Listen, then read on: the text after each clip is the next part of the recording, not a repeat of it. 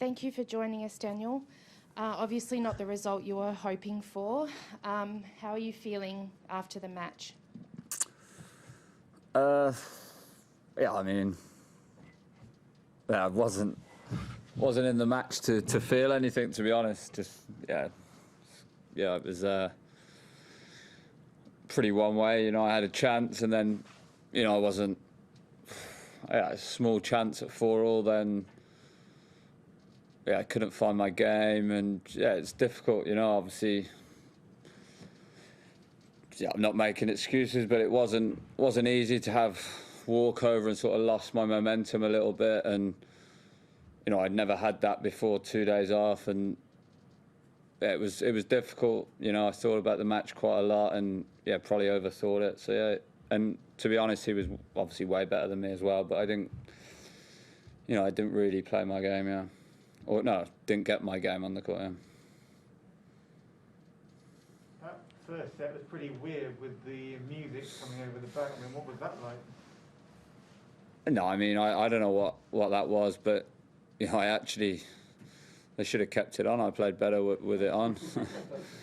No, I mean, it was probably the best part of the match, listening to that. I think Rocket Man by Elton John, What was the low point then? What was the worst song they played then? Let It Be? Yeah, there was some bad notes being knocked out, but no, it wasn't my best day, and it's just one to put away. Villa are playing tonight, so probably,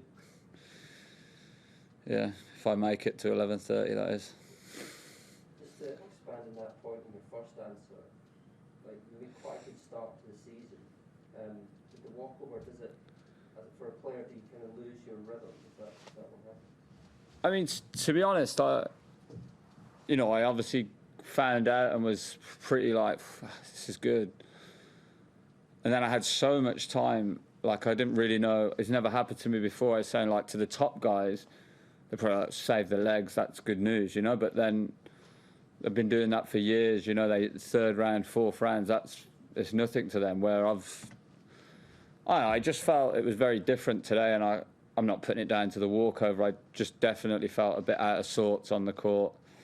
I mean, listen, you guys have watched enough tennis. I panicked on the court. It was total, I missed my chance and I panicked a bit. And that happens in tennis, I'm not going to sit here and say he was too good. I panicked a bit and I felt that. So it's just another chance to learn from that situation, and next time maybe go out, look at the court before I play, see what it's like. I was obviously not playing the 2 days before was, I'd not seen any crowds. I'd been in the locker room. I'd been just around the place, and then I sort of walked out, and it was like, so I mean, maybe I made a little mistake there, but that's part of tennis. You got to deal with it, and he dealt with it way better, I mean, was it those 2 break points that kind of got into your head, because you were seeming like you had some sort of parity? You were putting him into awkward positions. He was missing some forehands, and then I felt, I just never felt like there was a rhythm to the match, I think. And then, I had that chance and sort of snatched at it early, and that sort of was like, whoa, what has that happened? I'd never really hit that shot often anyway, inside in on a big point, or not very early in the big point. I think I hit it on the third ball of the point, where it's like, it was a bit out of sorts, but out of habit to do that, and it was just, my decision making wasn't what it should be. Dan, you played Felix obviously a year ago here. He's had some really good results since then. Do you feel like he's kind of stepped up his level?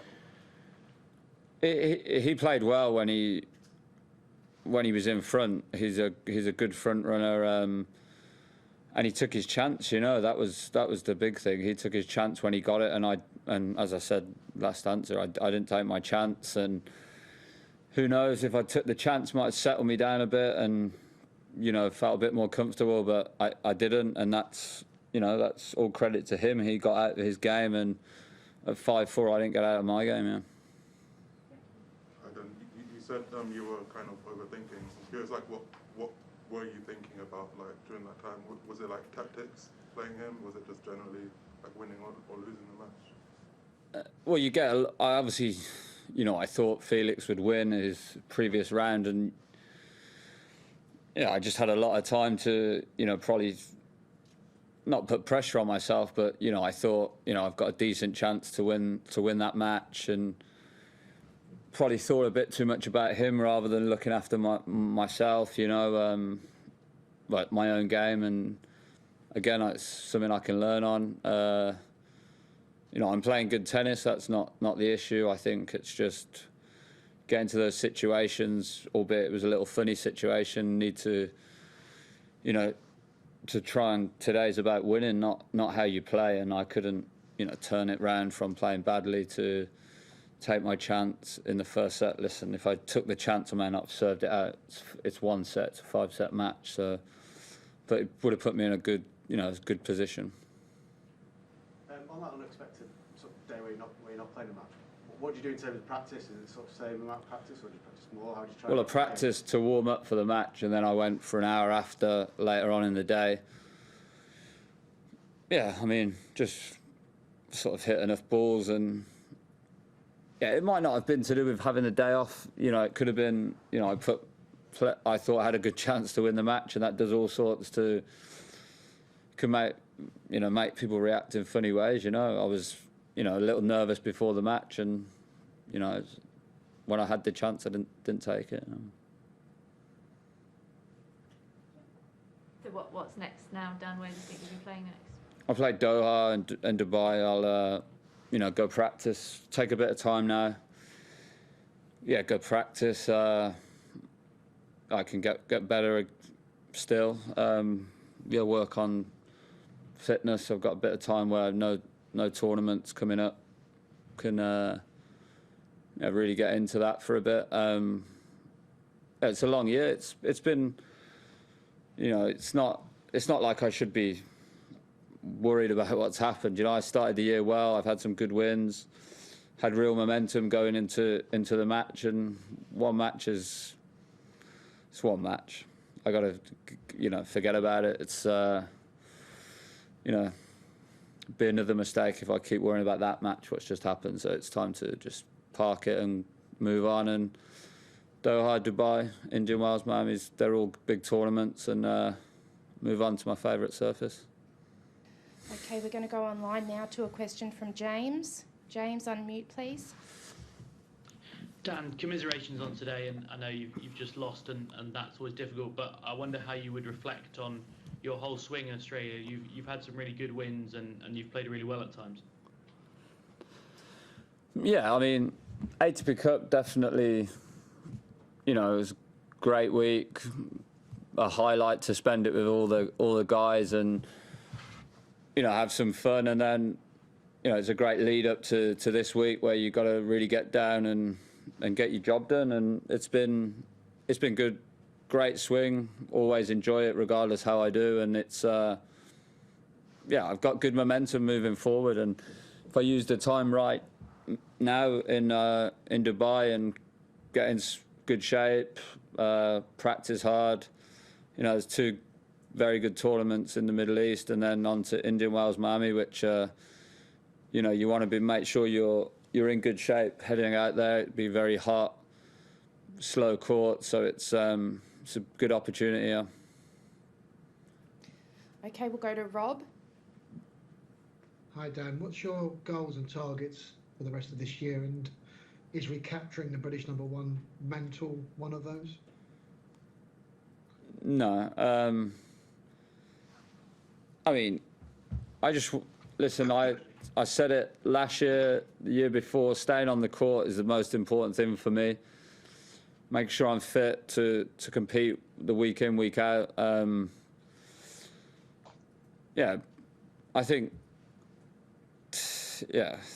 the British #1 thing is, listen, Cam Norrie's 12 in the world. That's a better achievement than being British #1.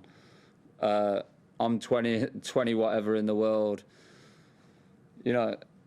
It's not a thing for me. It's to keep improving, to make sure all the guys and girls are getting a good enough chance in those tournaments where you guys are all sat here, you know, next week, where we're all doing well, rather than, you know, just one of us would be, you know, amazing. And, you know, as you guys obviously seen, where Andy's here at the latter ends, Emma was there obviously, and that's what, you know, would be good. I mean, I'm not so bothered about all the other stuff. It's just, you know, to last longer at these tournaments is what it's about. So they're important, the 250s and 500s, but, you know, the Masters Series, and here, as, you know, Cam showed, he won one and he's shot right up the rankings, and that's where you get, you know, the big points are. Final question to James. I apologise if someone's asked this already, Dan. I was very slightly late. It was nice to see Andy and Joe in your box today as well, and you mentioned the camaraderie of the ATP Cup. It seems like it's a real team. Like, it's not always been the case in team tennis that when people come together, it has been a real team. How important is it to you to have that kind of camaraderie on, you know, at big events as well as at the team events, to have a team of Brits kind of on tour, if you like? Yeah, it's a nice gesture that they come out. They're probably regretting wasting 2 hours of their time now, but and they'll probably let me know. So it's good. As I said in my previous answer, the more Brits who are here, to me that's a success. That, you know, if there's 5, 6, 7, 10 Brits, singles or doubles, if the more is, you know, like, I think Lloyd Glasswell played doubles, Johnny O'Mara. There's a lot of people with a British flag next to their name, and that's what we want, isn't it? The more, especially in qualies, and that's, for me, is good if there's more people here. And yeah, you know, you're not going to eat dinner every night, and no one gets on every day. Like, people fall out, but it's great, and, you know, thanks for them to come in.